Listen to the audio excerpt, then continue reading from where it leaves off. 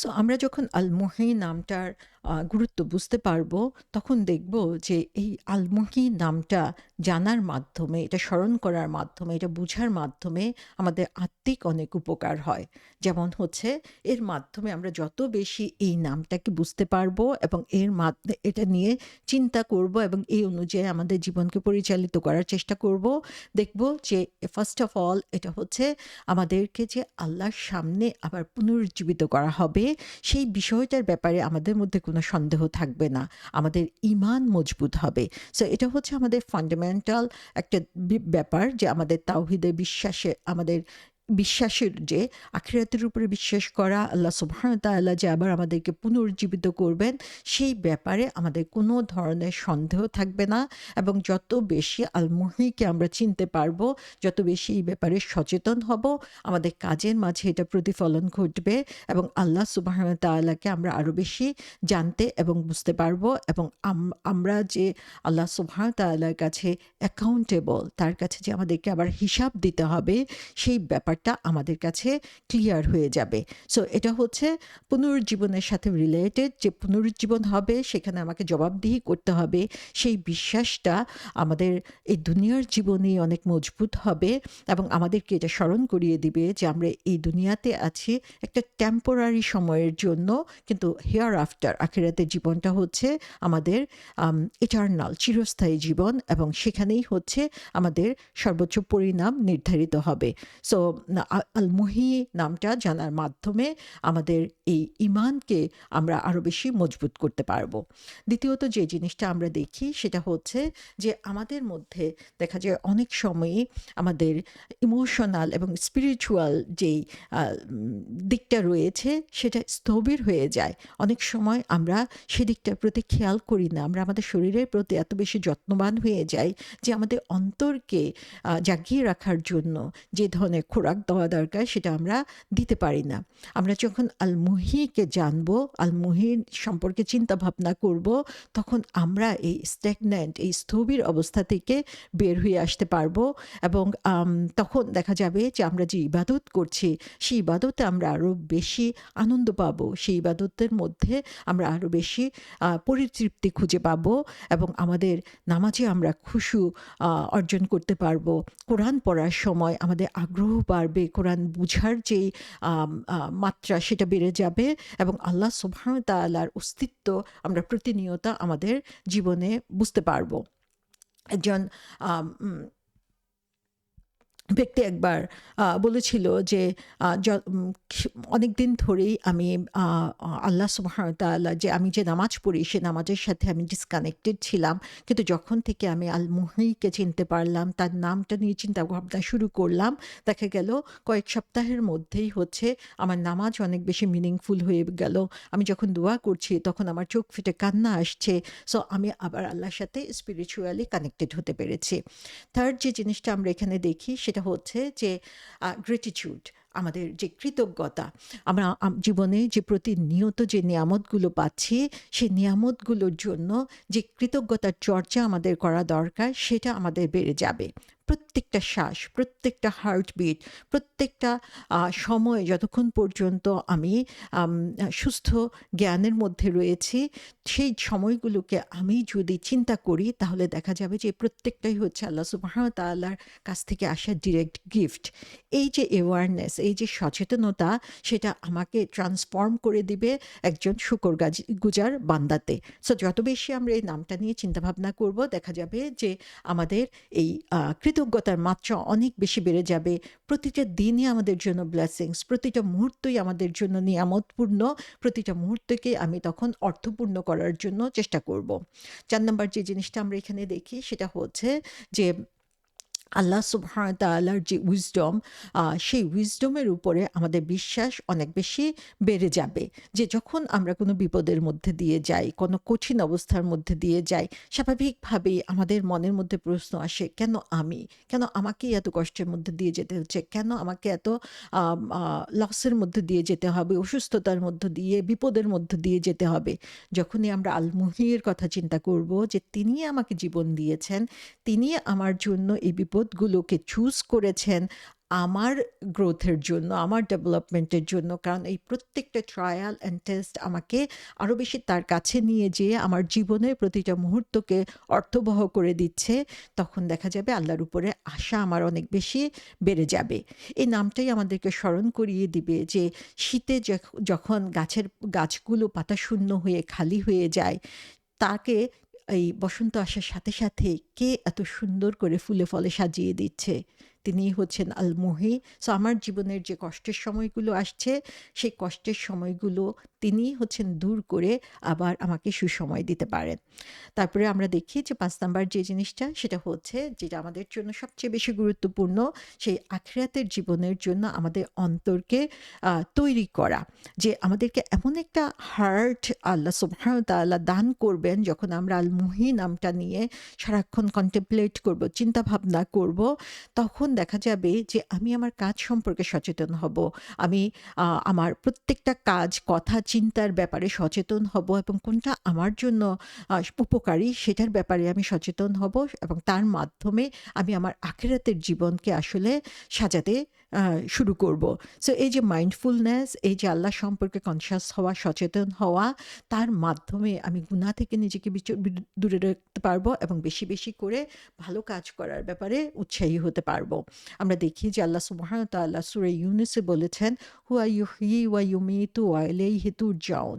তিনি জীবন ও মরণ দান করেন, এবং তারই কাছে প্রত্যাবর্তন করতে হবে। তো যখনই আমাদের মাঝে এই চিন্তাটা আসবে যে আল্লাহর কাছে আমাকে ফিরে যেতে হবে, তখনই আমরা এই চিন্তা করব, কিন্তু যে কিভাবে ফিরে যাব, কি নিয়ে ফিরে যাব, আল্লাহর জন্য আমি কি করেছি। সূরা আল মুমিনুনে আল্লাহ বলছেন, তিনি প্রাণ দান করেন, তিনি মৃত্যু ঘটান, এবং দিবারাত্রি বিবর্তন তারই কাজ। তবুও কি তোমরা বুঝবে না? আমাদেরকে অনেক বেশি দূরে যেতে হবে না। প্রতিটা দিন রাত যে ঘটছে এবং এর মাধ্যমে যে পরিবর্তনগুলো আসছে, সেটা কে করছেন? সেটা আল মুহি করছেন। সে বিশ্বাসটা আমাদেরকে আমাদের আল্লাহর প্রতি আস্থা বাড়িয়ে দিবে, এবং আরও বেশি করে আল্লাহমুখী হয়ে কাজ করার সুযোগ করে দিবে। তাহলে এখন আমরা চিন্তা করি যে এই আল-মুহি নামটা জানার মাধ্যমে আমাদের জীবনে কি পরিবর্তন আসতে পারে? কিভাবে আমরা এই পরিবর্তন আনতে পারি, এবং আমাদের কি করা উচিত? তাহলে সেখানে আমরা দেখব যে যখনই আমরা এই আল-মুহি নামটা বুঝতে পারবো, সেটা অন্তঃস্থ করতে পারবো, আমাদের মধ্যে হচ্ছে কৃতজ্ঞতার শক্তি তৈরি হবে। সো আমরা আরো বেশি কৃতজ্ঞ হব আল্লাহ সুবহানাহু ওয়া তাআলাকে জানার ব্যাপারে এবং বুঝার ব্যাপারে। সো আমরা যখনই জানছি যে এনিথিং ক্যান হ্যাপেন, কারণ আল মুহির সেই ক্ষমতা রয়েছে, এবং যাই হচ্ছে সেটা আল্লাহ সুবহানাহু ওয়া তাআলার নির্দেশও হচ্ছে, এবং আল্লাহ সুবহানাহু ওয়া তাআলা হচ্ছেন আমাকে সবচেয়ে বেশি ভালোবাসেন, তিনি আমার কল্যাণের জন্য এগুলো দান করছেন। তখন দেখা যাবে যে কঠিন মুহূর্তেও আমরা আল্লাহর প্রতি কৃতজ্ঞ হতে শিখব, এবং তার সাথে সাথে প্রতিনিয়ত আল্লাহ সুবহানাহু ওয়া তাআলা আমাদেরকে যা দিয়েছেন সেগুলোকেও আমরা কৃতজ্ঞ চিত্তে গ্রহণ করতে পারবো। সো এখানে আমরা আম আল্লাহ সুবহানাহু ওয়া তাআলার আল-মুহি নামটা জানার মাধ্যমে আল্লাহ সুবহানাহু ওয়া তাআলার কাছে কৃতজ্ঞ হওয়ার যে শিক্ষা, সেই শিক্ষাটা আমরা পেয়ে যাব। সেকেন্ড যে জিনিসটা আমরা এখানে দেখছি সেটা হচ্ছে যে আল্লাহ সুবহানাহু ওয়া তাআলার যে সাপোর্ট, যে ডিভাইন সাপোর্ট আমাদের জন্য রয়েছে, সেটাকে রিকগনাইজ করা। সো এটা আমাদের জন্য একটা কনস্ট্যান্ট রিমাইন্ডার হিসেবে কাজ করে, কারণ আমরা প্রতিনিয়ত হচ্ছে আল্লাহ সুবহানাহু ওয়া তাআলার কাছ থেকে এই লাইফ সাপোর্ট পেয়ে যাচ্ছি, যে প্রতি মুহূর্তেই যেই আমরা দেখি যে যখন কাউকে আইসিইউতে নিয়ে যাওয়া হচ্ছে, তাকে টিকিয়ে রাখার জন্য কত ধরনের ইনস্ট্রুমেন্ট সেখানে ব্যবহার করা হচ্ছে, যেটাকে আমরা লাইফ সাপোর্ট বলি, যে তার হার্টকে চালানোর জন্য, তার লাংসকে চালানোর জন্য, তার বডি পার্টগুলোকে অ্যাক্টিভ রাখার জন্য কন্টিনিউয়াসলি কি পরিমাণ এফোর্ট দিতে হচ্ছে। অথচ আমরা প্রত্যেকটা সুস্থ মানুষ প্রতিদিন প্রতিটা মুহূর্তেই হচ্ছে সেই লাইফ সাপোর্ট আল্লাহ সুবহানাহু ওয়া তাআলার কাছে পেয়ে আসছি, এবং যখন আমি এটা বুঝতে পারবো, তত বেশি আল্লাহর এই সাপোর্টগুলো সম্পর্কে নিয়ে আমি চিন্তা ভাবনা করতে পারবো। থার্ড যে জিনিসটা, সেটা হচ্ছে আমার স্পিরিচুয়াল যে রিভাইভাল, যে আমার নিজেকে আবার ফিরে পাওয়া, সেই জিনিসটা আমরা এই আল-মুহি নামের মধ্যে দেখতে পাচ্ছি, যে আমাদের বডির মতোই আমাদের হার্টেরও হচ্ছে বিভিন্ন অবস্থা রয়েছে। একটা হচ্ছে সুস্থ হার্ট, আরেকটা হচ্ছে মৃত হার্ট, আরেকটা হচ্ছে অসুস্থ হার্ট। সো একটা সুস্থ হার্ট হচ্ছে যে হার্টটার মধ্যে হচ্ছে ঈমান আছে এবং যা হচ্ছে প্রতিনিয়ত শুধুমাত্র আল্লাহর সন্তুষ্টির জন্য কাজ করছে। উইলিংলি অ্যান্ড লাভিংলি, যে এটা কোনো জোর প্রয়োগ করে না, আল্লাহর উপরে ভরসা রেখে সমস্ত কিছু হচ্ছে আল্লাহর উপরে সঁপে দিয়ে সে কাজ করতে থাকে with fear, hope and sincere dedication. So এটা একটা হেলদি হার্টের জন্য খুবই গুরুত্বপূর্ণ। আবার আমরা একটা মৃত হার্টকে দেখি যে প্রতিনিয়ত আল্লাহ সুবহানাহু ওয়া তাআলার নিয়ামতগুলো উপভোগ করার পরেও সে হচ্ছে আল্লাহর কথা ভুলে যায়। তার সামনে বারবার আল্লাহ সুবহানাহু ওয়া তাআলা বিভিন্ন এক্সাম্পল নিয়ে আসেন জীবনের বিভিন্ন স্টেজে, কিন্তু সেগুলো তার সে মৃত অন্তরে কোনো সাড়া দেয় না। আর অসুস্থ হার্ট হলো যে হার্টটা সমস্ত কিছু এনজয় করছে, বুঝছে, কিন্তু তারপরেও হচ্ছে আল্লাহ থেকে দূরে সরে যাচ্ছে। সো এই স্পিরিচুয়াল রিভাইভালের জন্য আল মুহিকে আমাদের সঠিকভাবে চিনতে হবে। এবং ফোর্থ যে জিনিসটা আমরা দেখছি এখানে সেটা হচ্ছে যে আহ, ন্যায় বিচার প্রতিষ্ঠা করা। সো আল্লাহ সুবহান তাআলা বলেছেন যে এই দুনিয়াটাকে তিনি আবার রিভাইভ করেন। সো এই দুনিয়াটাকে তিনি যেভাবে রিভাইভ করেন সেটা হচ্ছে আল্লাহ সুবহান তাআলা এর মাধ্যমে আম, আহ, সমাজের যে অনাচারগুলো রয়েছে সেগুলোকে দূর করার ব্যাপারে আমাদেরকে আহ্বান করেন, যেন আমরা ন্যায়ের প্রতিষ্ঠা করতে পারি এখানে। আমরা দেখি যে ইসহাক ইবনে বিশর তিনি হচ্ছেন আব্বাস ইবনে রাদিয়াল্লাহু থেকে বর্ণনা করেছেন ওজায়ের কথা, যেটা কোরআনেও এসেছে, যে তিনি হচ্ছেন একজন খুবই ওয়াইজ ম্যান ছিলেন, নবী ছিলেন, কেউ কেউ বলেছেন যে তিনি একদিন তার ফার্মে গেলেন, যেটা তার নিয়ম ছিল যে তিনি তার কৃষিক্ষেত পরিদর্শন করতে গেলেন, তার বাগান পরিদর্শন করতে গেলেন। এবং তিনি সেখানে এসে দেখলেন যে একদিন দুপুরবেলা যে সেই জায়গাটা হচ্ছে একদম ধ্বংস হয়ে গিয়েছে এবং সেটা আগুনের উত্তাপ তিনি অনুভব করছিলেন। তখন তিনি সেই ধ্বংসাবশিষ্ট